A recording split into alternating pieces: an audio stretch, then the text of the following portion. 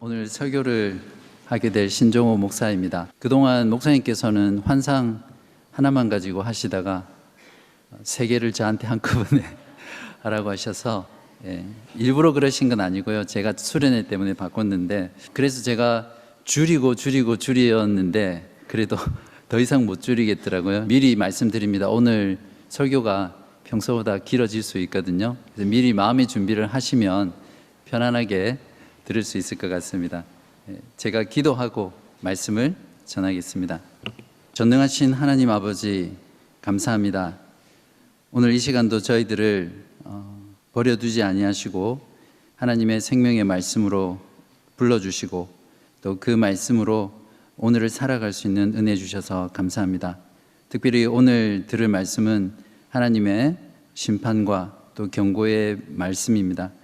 그 말씀이 우리 마음 가운데 들려질 때 우리 마음 속에 그 말씀이 역사할 수 있도록 도와주시고 우리들의 삶을 돌아보며 하나님 앞에 회개와 믿음으로 나아가게 하시고 더욱더 하나님의 나라를 소망하는 그런 귀한 시간 되게 하여 주옵소서. 예수 그리스도의 이름으로 감사하며 기도하옵나이다. 아멘. 제가 오랫동안 알고 지내는 집사님 한 분이 계시거든요. 그분은 시드니에서 꽤 규모가 있는 그런 사업체를 운영하고 계셨습니다. 나이가 좀 드셔서 예수 그리스도를 영접하고 신앙생활을 하기 시작했는데, 그 다음부터 사업을 하실 때 말씀대로 정직하게 법대로 이렇게 사업을 하겠다고 결심하시고 사업을 했습니다. 그러던 중에 가장 그 사업 중에 힘든 부분이 무엇이냐라고 이렇게 말씀하신 부분이 있었는데, 사람을 구하는 게 제일 어렵다고 그렇게 말씀하셨습니다. 왜냐하면 직원을 구하면 그분들이 면접을 보러 와서 웨이지를 이렇게 캐시로 달라고 그렇게 요구했다고 합니다. 그래서 좀 더 줄 테니까 법대로 세금 떼고 다 정식으로 이렇게 하자고 하면 안 한다고 하고 이렇게 일을 안 한다고 그렇게 말씀을 했습니다. 그래서 저는 그 말을 들었을 때 이렇게 세금을 떼고 또 연금도 떼고 이러면 실수령액이 작으니까 안 하나 보다 그렇게 생각했는데, 이제 그 집사님 말씀이 무엇이냐면 세금을 내고 웨이지를 받으면 이게 그 수입으로 잡히잖아요. 그래서 센트럴링크에서 나오는 보조금을 받지 못한대요. 그러니까 아주 큰 금액을 못 받는 거죠. 그래서 법대로 사업을 했을 때 직원을 구하는 게 정말 어렵다. 그래서 어떨 때는 그냥 원래 하던 방식으로 할까 이런 유혹도 생기고 정말 그리스도인으로서 말씀대로 사업을 한다는 것이 참 어렵다. 이제 그런 하소연을 저에게 하셨습니다. 그분이 말씀하시기를 교회에 다니는 사람들도 별로 다르지 않다고 합니다. 이러한 이야기들을 들어보면 오늘날 신자들의 신앙의 현주소가 어떤 것인지 우리는 잘 알 수 있습니다. 많은 신자들은 교회 생활을 열심히 하는 것이 하나님의 나라를 이루어가는 것이라고 그렇게 생각하고 교회 생활을 열심히 하죠.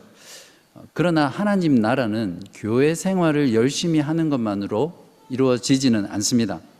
진정한 하나님의 나라는 우리들의 매일매일의 일상의 삶, 그곳에서 하나님의 말씀을 따라 거룩하게 살아갈 때 하나님의 나라가 이루어져 가는 것이죠.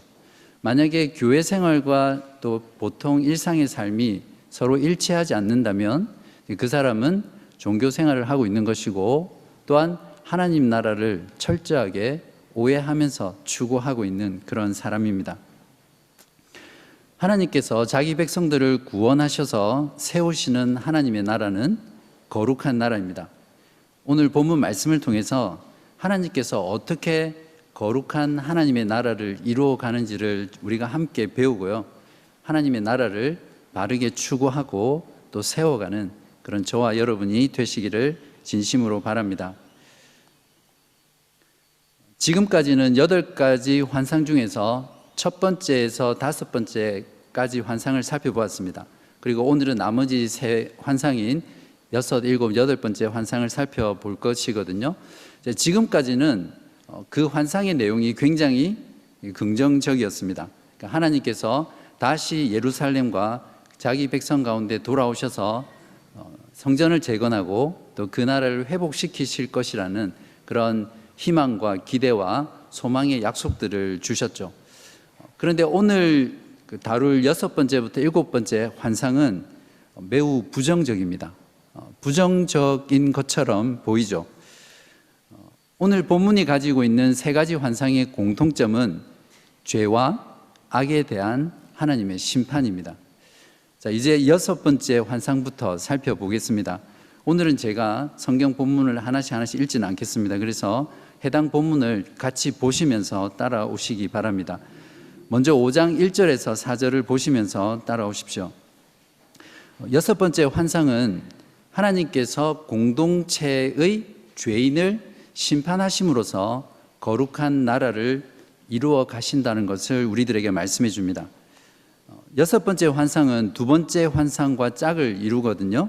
2번째 환상은 넷불과 네 대장장이가 나오는 환상인데, 그때는 이스라엘을 공격하고 무너뜨렸던 이방 나라를 심판한다는 메시지였지만, 이 6번째 환상은 돌아온 예루살렘에 있는 죄인들을 심판한다는 그런 메시지입니다. 3절에 보시면 스가랴가 본 환상은 날아가는 두루마리였습니다. 두루마리의 이쪽과 또 저쪽에 글이 쓰여져 있고요. 그 두루마리의 크기는 거대한 크기였습니다. 스가랴는 이 환상을 보고 바로 그 즉시 그 두루마리의 크기를 말을 하는데요. 가로가 20규빗, 또 세로가 20규빗이라고 말합니다. 오늘날 그 측정으로 환산하면 가로가 9m, 또 세로가 4.5m 정도 되거든요. 제가 이 정도 크기가 어느 정도 될까 한번 생각을 해봤는데, 우리 점심 식사하실 때 식탁 있잖아요. 그걸 세로로 세워놓고 6개를 붙입니다. 그리고 그걸 다시 5줄로 하면 거의 비슷한 이 두루마리 사이즈가 되죠. 그러니까 어마어마하게 큰 사이즈의 두루마리고요. 이 정도 크기면 아마 두루마리 중에서 세계에서 가장 큰 기네스북에 오를 정도의 그런 크기입니다. 질문을 잘하는 스가랴가 묻기 전에 천사가 먼저 해석을 해줍니다. 3절에 보시면 이 두루마리는 무엇이라고 말하고 있습니까? 온 땅 위에 내리는 저주. 이 두루마리의 역할은 이 두루마리 이쪽과 저쪽에 적힌 그 저주의 글대로 저주받을 자들을 찾아가서 그들을 심판한다는 그런 역할을 합니다. 두루마리가 이렇게 거대하다라는 이 의미는 하나님의 심판이 얼마나 큰지를 우리들에게 보여주는 것이고요. 또한 두루마리가 크기 때문에 그 안에 쓰여져 있는 저주의 내용의 글도 크겠죠. 그러니까 그것을 보는 그 저주의 내용을 이스라엘 온 공동체가 분명하게 보고 알 수 있도록 하고 있습니다. 또한 두루마리가 날아다닌다는 것은 죄인들에 대한 하나님의 심판이 얼마나 급하고 빠르며 또 신속한지를 우리들에게 보여주는 것이죠. 그렇다면 저주의 심판의 내용이 무엇입니까? 3절에 보시면 공동체에서 끊어버린다라고 표현되어 있는데, 이것은 공동체에서 쫓겨나는 것일 수도 있고요, 아니면 그들을 죽일 것이라는 그런 의미일 수도 있습니다. 이어서 천사는 하나님의 직접적인 심판의 메시지를 통해서 저주의 두루마리 심판이 얼마나 끔찍한 것인지를 4절에서 표현하고 있습니다. 4절을 한번 보십시오. 만군의 여호와께서 이르시되 내가 이것을 보냈나니 도둑의 집에도 들어가며 내 이름을 가리켜 망령되이 맹세하는 자의 집에도 들어가서 그의 집에 머무르며 그 집을 나무와 돌과 아울러 사르리라 하셨느니라 하니라. 어떤 성경학자는 이 저주의 내용이 성경에서 가장 무섭고 가장 끔찍한 저주라고도 그렇게 말합니다. 어떤 자들에게 하나님의 저주의 심판이 임하고 있습니까? 첫 번째는 도둑질하는 자들입니다. 이건 10계명에서 8계명을 어긴 자들이라고 볼 수 있고요. 두 번째는 3절에서 그냥 거짓 맹세하는 자라고 말하고 있기 때문에 10계명에 9계명에 해당하는 죄를 어긴다고 볼 수 있겠죠. 그렇지만 4절을 보시면 구체적으로 내 이름을 가리켜 망령되이 맹세하는 자, 이렇게 말을 했기 때문에 3계명 역시 또 내 이름을 망령되이 부르지 말라는 그 10계명의 계명을 범한 죄로 볼 수 있습니다. 사실 엄밀하게 말하면 이웃에 대해서 거짓 증언하거나 거짓 맹세하는 것은 동시에 하나님의 이름을 망령되이 부르는 것과 긴밀하게 연결되어 있고요, 같이 죄를 범할 수 있는 그런 죄입니다. 결국 여기서 저주의 심판을 받을 자들은 하나님의 언약 백성으로서 하나님의 언약 말씀을 업신여기고 여전히 포로에서 돌아왔지만 하나님의 언약 말씀을 어기면서 살았던 그런 불순종했던 사람들이라고 우리가 이해할 수 있습니다. 5번째 환상까지는 분위기가 참 좋았죠. 그런데 갑자기 왜 6번째부터는 하나님께서 무서운 이런 심판의 환상을 보여주시는 것일까요?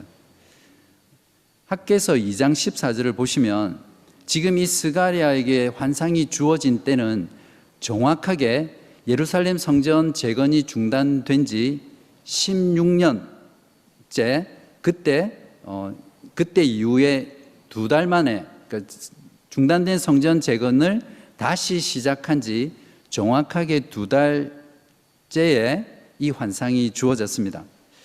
그렇기 때문에 어쩌면 그들은 매우 흥분해 있었을 것입니다.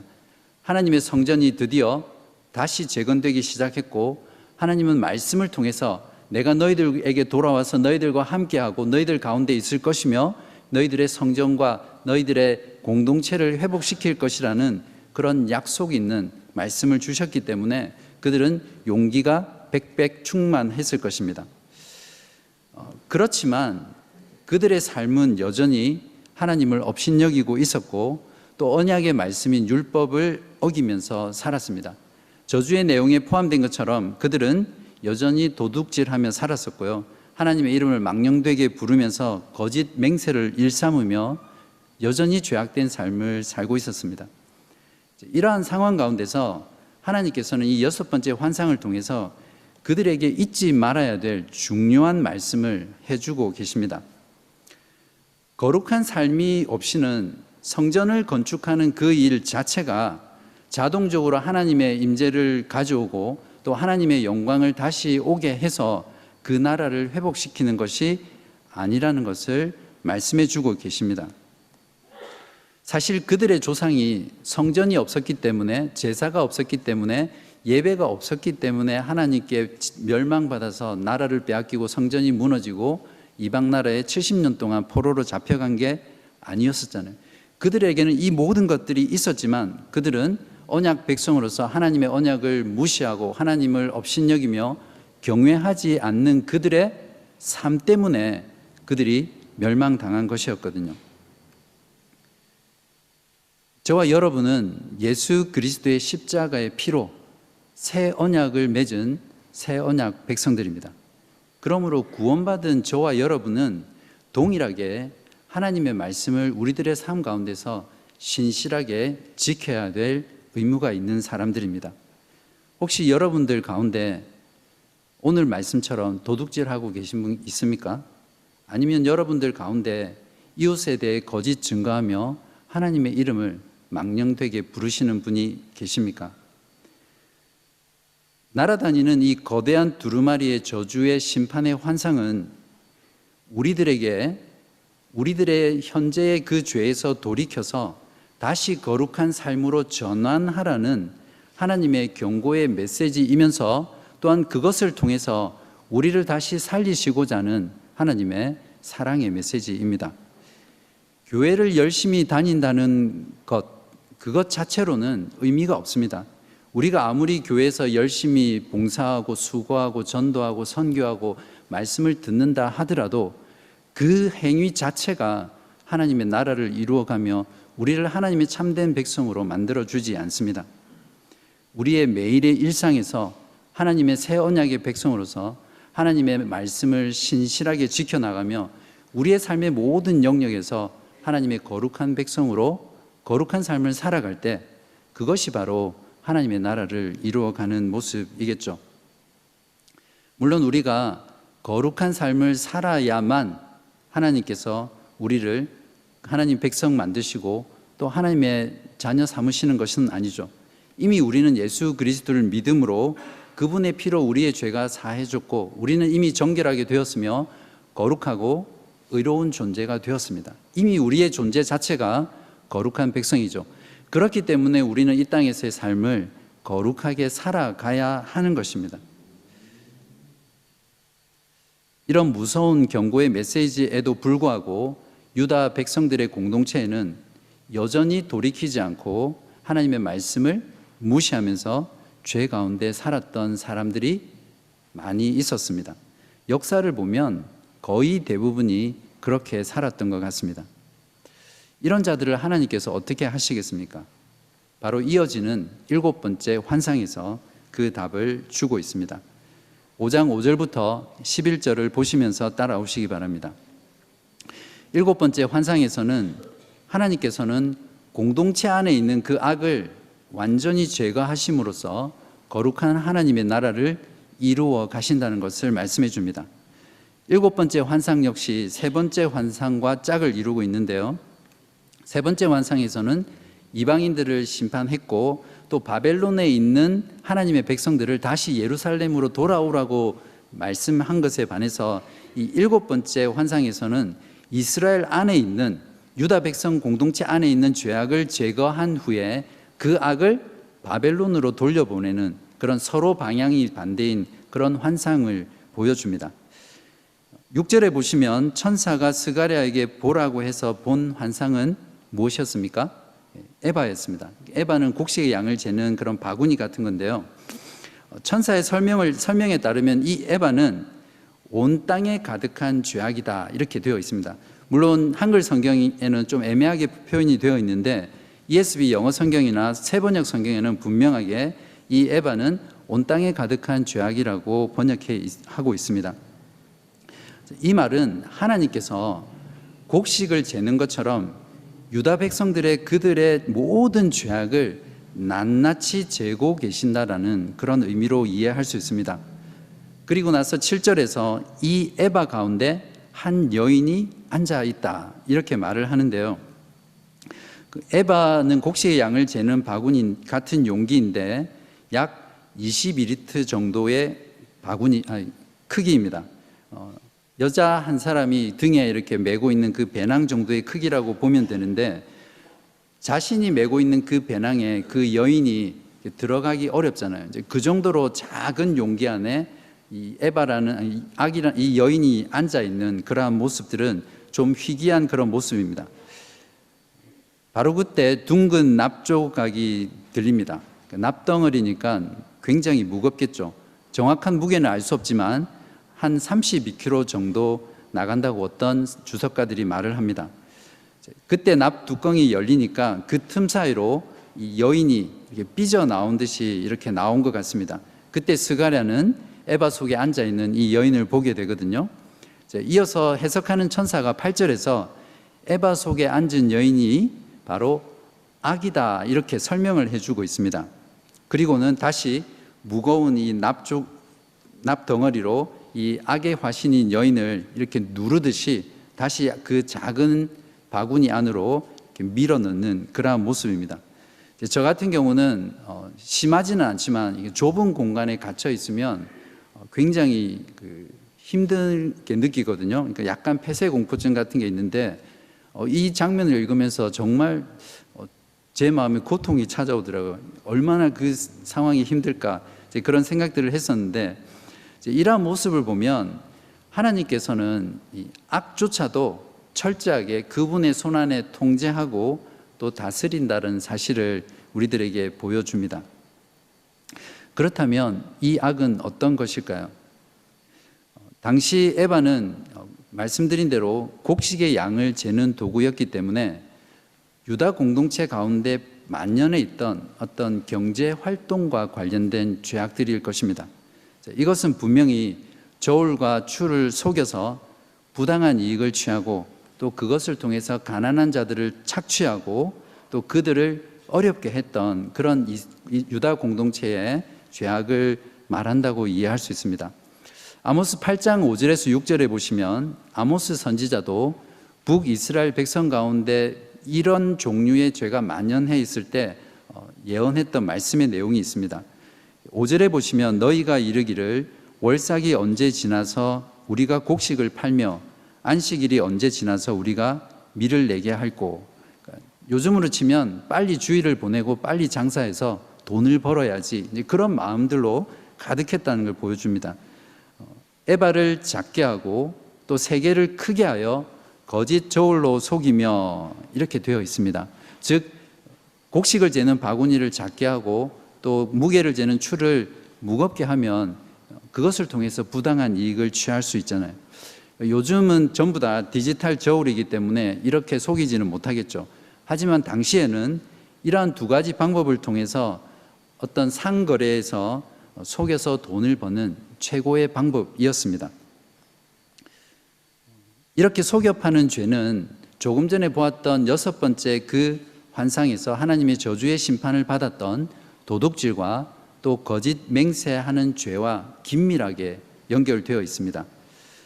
그들은 단지 어떤 상거래에서 속여서 부당한 이익을 취하는 그런 죄만을 범하지는 않았겠죠.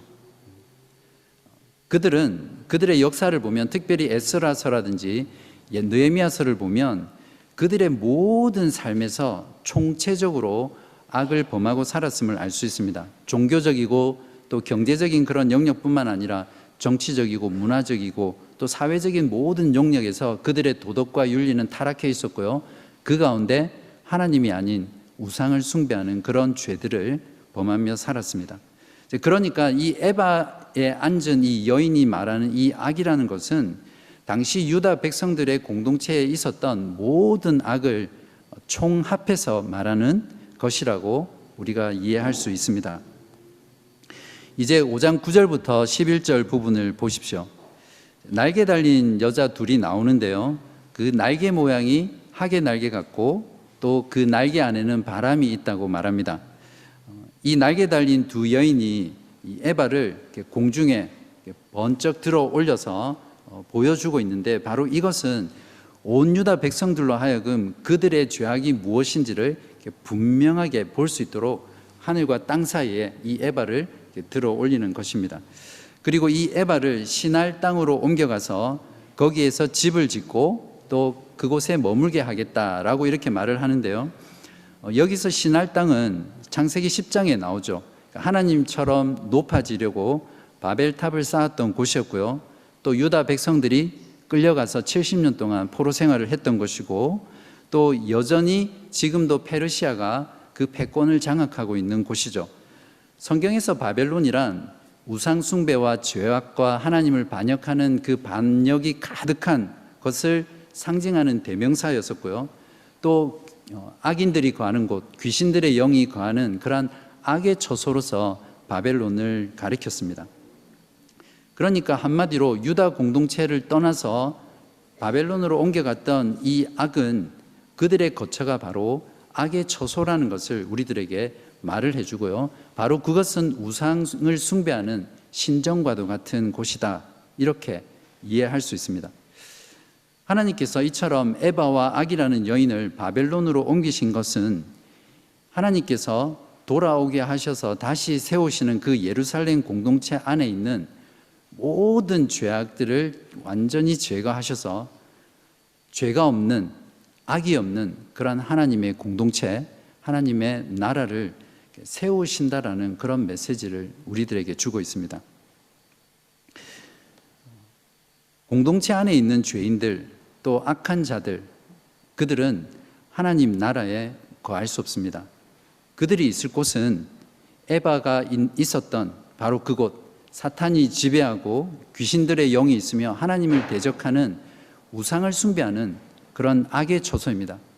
만약에 지금 이 가운데도 여러분이 여전히 하나님을 떠나서 하나님을 섬기지 아니하고 하나님을 믿지 않는 그런 백성들이라면 여러분은 교회에 있는다 하더라도 이 악의 처소에서 이 악을 섬기면서 살아가는 그러한 사람들일 것입니다.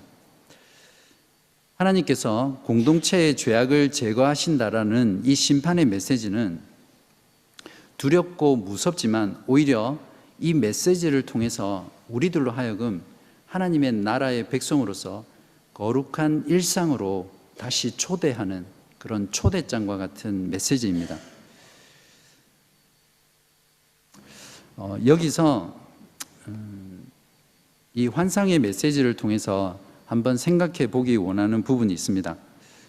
특별히 오늘 말씀에는 10계명의 8계명과 9계명 그리고 3계명에 대해서 집중적으로 책망하고 경고하고 또 다루고 있는데요. 이 부분을 통해서 우리 공동체 안에 제거해야 될 악은 무엇인지, 또한 거룩한 일상으로서 우리가 어떻게 살아야 할지 하나의 예로서 8계명을 조금 다루고 넘어가려고 합니다. 도둑질이란 단순히 내 것이 아닌 것을 주인 몰래 훔치는 그런 단순한 범죄만을 말하지 않습니다. 만약에 이것만을 도둑질이라고 하면 아마 여기에서 이 계명을 범하는 분은 아무도 없을 것입니다. 특별히 도둑질의 형태는 참으로 다양한데요. 신자들이 너무나 안일하고 그리고 쉽게 범할 수 있는 그런 도둑질의 형태에 대해서 여러분들에게 말씀을 드리고 함께 고민하면서 하나님 앞에 이 문제들을 다루기를 원합니다. 먼저는 합법성을 가장한 형태의 도둑질과 암암리에 자행하는 도둑질입니다. 여기에는 국가 채무를 불이행하는 것으로서 현금 거래라든지 학비 보조금을 받고 안 내는 것, 또 세금을 미납하고 포탈하는 것들이 들어가겠죠. 또한 고용을 착취해서 급료를 속이거나 또 늦게 주는 것도 여기에 들어갑니다. 이스라엘 백성들처럼 상거래에서 횡령하고 착복하고 또 측정 단위와 기준을 속이는 이런 일들도 역시 도둑질입니다. 또한 불량품을 만들어서 그것을 좋은 것처럼 판다든지 또는 서비스를 제공하기로 해놓고 약속을 지키지 않고 제대로 이행하지 않는 이런 것들도 동일한 도둑질입니다. 그 외에도 불필요한 물건을 과장하고 과대 포장해서 허위로 판매하는 행위도 마찬가지로 도둑질입니다. 예를 들면 부동산 광고라든지 여행 브로셔, 또 건강 상품, 또 미용 상품은 보면 너무나 화려하잖아요. 그래서 거기에 속아서 실제로 하게 되는데, 하게 되면 아, 속았다, 사진하고 너무나 다르다, 그런 생각을 하게 되죠. 저도 머리를 깎으러 미용실을 갔다가 한 번은 머리가 난다는 그 말에 속아서 샴푸를 100불 해주고 사온 적도 있었고, 또 한 번은 머리 깎으러 갔다가 나올 때 파마하고 이렇게 염색하고 나오는 그런 일을 당한 적이 있었습니다. 그때 아내의 조롱과 핍박이 지금도 생각이 나는데 저는 정말 가슴이 너무 아팠습니다. 또한 부당한 혜택을 불법으로 수령하는 것도 도둑질이죠. 센터링크의 복지 수당을 받는다든지 또 개인 의료보험을 속여서 클레임하고 또 안경이나 또 치료 혜택 이런 것들도 받는 것도 다 여기에 해당합니다. 어떤 신학교는 이스라엘 성지 순례를 가기 위해서 사람들이 신학교에 등록하고 그 정부 보조금을 받아서 갔다 오고 나서는 학비를 갚지 않는 그런 경우도 비일비재하다고 들었습니다. 또한 마지막으로 불로소득 역시 도둑질의 형태입니다. 빨리 부자가 되기 위해서 도박을 한다든지 부동산 투기를 한다든지 주식이나 비트코인 같은 데 투기를 하는 것은 도둑질의 형태라고 할 수 있습니다. 제가 말씀드린 이러한 모든 예들은 제가 생각해서 지어낸 말이 아니라 우르시누스라는 종교개혁 시대에 가장 탁월한 교리문답을 만드는 그 사람의 해설서에서 제가 발췌해서 말씀을 드린 겁니다. 어떠세요? 아마 저와 여러분 중에 이 계명에 안 걸리는 사람이 없을 겁니다. 거룩한 일상으로 하나님 나라를 세워가는 일에 있어서 이 8계명을 우리의 삶 가운데 신실하게 지켜내는 것만큼 지금 우리들의 신자에게 중요하고 또 시급한 문제는 없다고 생각합니다. 오늘 스가랴를 통해 주어진 이 환상이 저와 여러분에게 주신 경고와 또 심판의 메시지라고 우리가 받아들인다면 우리들의 삶을 돌아보면서 또 우리들의 일상을 돌아보면서 우리는 하나님 앞에 심각하게 우리들의 죄를 가지고 나아가서 용서를 구하고 그 죄와 씨름하면서 다시 거룩한 삶으로 회복해 달라고 우리가 하나님께 나아가지 않을 수 없을 것입니다. 6장 1절부터 8절까지는 스가랴가 본 마지막 8번째 환상입니다. 이 환상을 통해서 하나님께서는 모든 악을 제거하시고 또 안식하심으로써 거룩한 하나님의 나라를 이루어 가신다는 것을 우리들에게 보여줍니다. 이 환상 역시 첫 번째 환상과 짝을 이루고 있는데요. 이 8번째 환상은 첫 번째 환상뿐만 아니라 나머지 모든 환상에 대한 궁극적인 답변으로 만군의 여호와 하나님께서 온 세상을 평정하시고 마침내 안식한다는 그런 내용입니다. 6장 1절에 보시면 두 개의 구리 산 사이로 병거 넷이 나오는데요. 붉고 검고 휘고 어롱진 말 4마리가 각각 병거를 끌고 있습니다. 여기서 네 병거는 하나님의 최고의 기동 부대처럼 온 세상을 다니며 하나님의 심판을 수행하는 그런 어떤 존재라고 이해할 수 있습니다. 6장 5절을 보시면 천사가 이 환상을 해석을 해주는데요. 네 병거란 하늘의 네 바람인데 온 세상의 주 앞에 서 있다가 나가는 것이다 라고 설명합니다. 첫째 환상에 보면 비슷한 상황에서 두루 다닌 후에 다시 돌아와서 보고를 하지만 여기서 이 네 병거는 두루 다니다가 거기서 끝이 납니다. 즉 그 말은 하나님의 최종 심판이 이루어졌다는 것을 말합니다. 6장 8절에 보시면 북쪽으로 나간 자들이 북쪽에서 내 영을 쉬게 하였다라고 선언하며 환상이 끝이 납니다. 북쪽이란 어떤 곳이죠? 7번째 환상에서 에바와 악의 상징인 여인이 거하는 악의 처소이고요. 이스라엘이 70년 동안 유배한 곳이고 또 여전히 페르시아가 장악하고 있는 곳입니다. 즉 이 북쪽이라는 곳은 하나님을 대적하는 세상 나라가 있는 곳을 가리킵니다. 북쪽으로 간 병거들에 의해 그곳에 모여 있는 악이 심판을 받아 멸망을 당했다는 것을 말하고 있습니다. 이걸 보면 7번째 환상에서 하나님께서 왜 에바를 신할 땅에 옮기시기만 하고 그냥 두셨는지를 알 수 있겠죠. 바로 악의 처소에 모아놓았다가 한꺼번에 하나님께서 심판하시기 위해서였습니다. 이제 마침내 온 세상에 평화가 왔습니다. 여기서 하나님의 영이 쉰다는 것은 하나님이 너무 일을 열심히 하셔서 과로하셨기 때문에 쉬고 싶어서 쉬신다라는 그런 의미가 아닙니다. 하나님께서 쉬신다는 말, 즉 안식하신다는 말은 완성을 뜻하죠. 더 이상 하나님께서 하셔야 될 일이 남아있지 않는 그러한 완전한 상태를 말하죠. 하나님께서는 천지를 6일 동안 창조하시고 보시기에 심히 좋았다라고 말씀하시면서 7일째 안식하셨는데 바로 그 안식의 상태가 여기서 말하는 하나님의 영이 쉰다는 그런 의미입니다. 하나님께서 안식할 때가 하나님의 백성이 안식하는 때입니다. 이 땅 가운데 모든 악이 진멸당하고 하나님의 거룩한 메시아가 다스리고 통치하는 그 나라, 그 평화의 나라가 이루어질 때가 바로 하나님의 안식하시는 때입니다. 우리는 이것을 바로 최종 구원이다 이렇게 부릅니다. 8번째 환상은 지금까지 모든 환상의 클라이막스이면서 결정체입니다.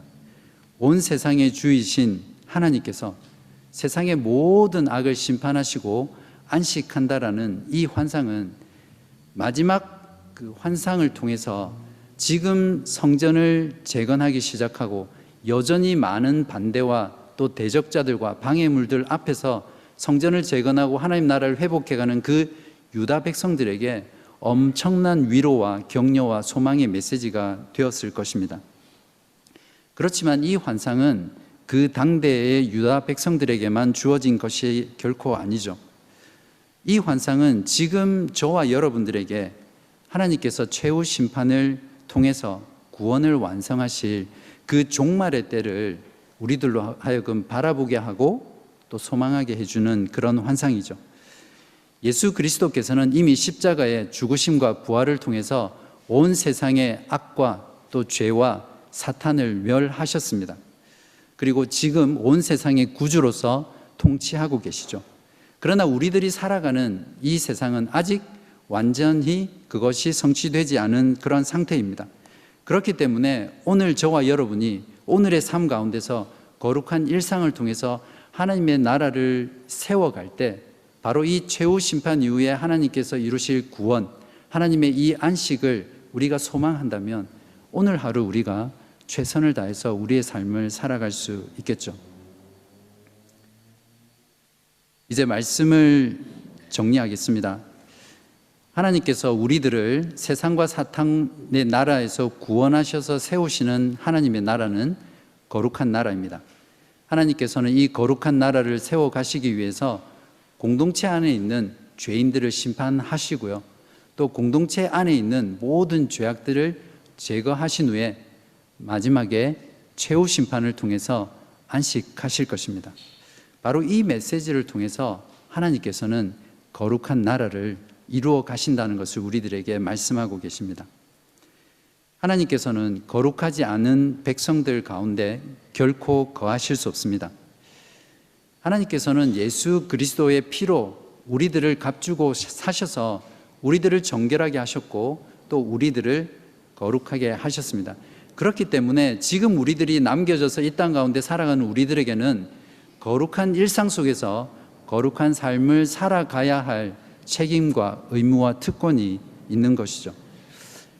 오늘 봉독한 베드로전서 2장 1절에서 12절 말씀을 보시면 하나님이 거하시는 성전인 우리들을 하나님의 신령한 집, 택하신 족속, 하나님의 백성, 거룩한 나라라고 우리의 정체성을 규정해 주고 있습니다.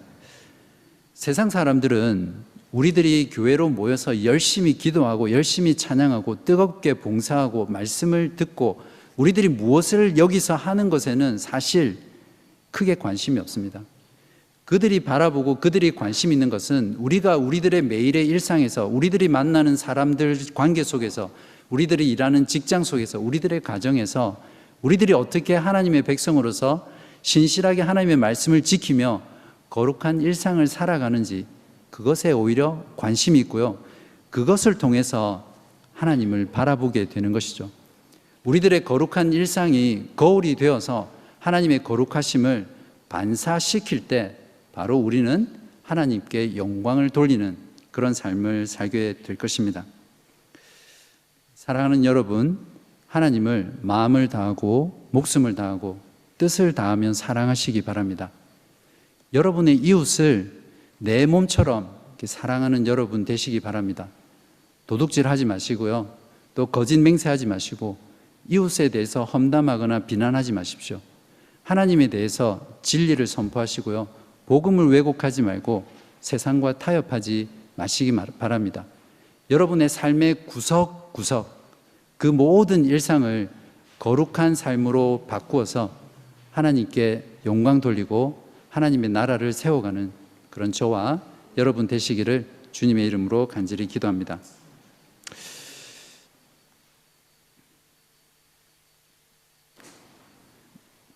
만군의 여호와 하나님 아버지를 이 시간 찬송합니다. 오늘 환상의 말씀을 통해서 우리를 구속하신 하나님이 세우시는 나라는 죄와 악이 없는 거룩한 나라라는 것을 다시 한번 깨닫게 해주셔서 감사합니다. 지금까지 교회 생활을 열심히 했지만 정작 우리들의 일상에서는 하나님의 말씀을 가볍게 여기고 말씀대로 살아가지 아니하였던 그런 우리들의 죄악된 모습을 용서하여 주옵소서. 세상에서 구원받았지만 여전히 세상의 포로로 살면서 그들과 함께 도둑질하고 거짓 맹세하며 이웃에게 거짓 증거하며 하나님의 이름을 망령되게 부르며 살았던 저희들의 완악한 죄를 용서하여 주옵소서. 오늘 환상의 말씀을 통해서 그 심판의 메시지가 우리에게 경고의 메시지가 되어서 우리의 죄에서 돌이키며 다시 거룩한 일상을 회복하는 시간이 되어서 오히려 우리들에게 생명의 약속과 생명의 복음이 되는 귀한 시간 되게 하여 주옵소서. 저희들이 이 땅에서 말씀대로 살아갈 때 때로는 고난당하며 손해받고 희생당하고 조롱당하며 또 유혹들 가운데 이 말씀을 지키기가 참으로 어려울 때가 있사온데 그럴 때마다 주님의 말씀으로 우리들을 깨우쳐 주시고 일으켜 주시고 세워 주시기를 간절히 기도합니다. 오늘의 이 말씀이 우리들을 거룩한 삶으로 인도하게 하시고 나아가게 하는 그런 복된 말씀 되게 하여 주옵소서. 우리들의 거룩한 일상을 통해서 악이 난무하는 이 세상 가운데 하나님의 거룩한 빛을 비추는 저희 모두 되게 하여 주시기를 예수 그리스도의 이름으로 간절히 기도합니다. 아멘.